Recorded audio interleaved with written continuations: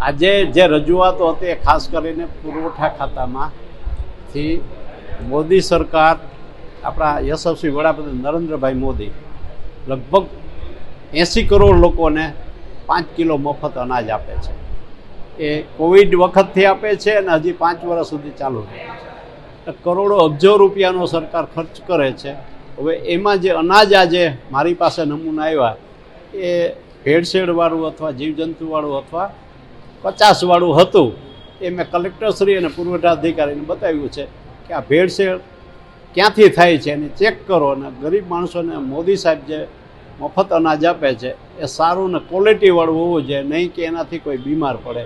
અને ક્યાંથી આ ભેળસેળ થાય છે, FCIમાં થાય છે કે સેન્ટ્રલોની જે દુકાનો હોય છે એમાં કરે છે, કોણ કરે છે? આ બધા અમે જે તે કસ્ટમર પાસેથી અનાજ કલેક્ટ કરી આવા સેમ્પલ લઈ. એમાં ચોખા હતા, ચણા હતા, ઘઉં હતા, દાળ હતી. આવા બધામાં ક્યાંય ને ક્યાંય આ ભેળસેળ હોય એવું માલુમ પડ્યું છે. એટલે ક્યાંથી ભેળસેળ થાય એના માટે કલેક્ટરને રજૂઆત કરી આનું ચેક કરો, રેડ કરો અને સારું અનાજ ગરીબ માણસોને પણ જે અનાજ સરકાર આપે છે ફ્રીમાં તે સારું અને પૌષ્ટિક હોવું જોઈએ. એમાં કોઈ ભેળસેળ ન ચલાવે.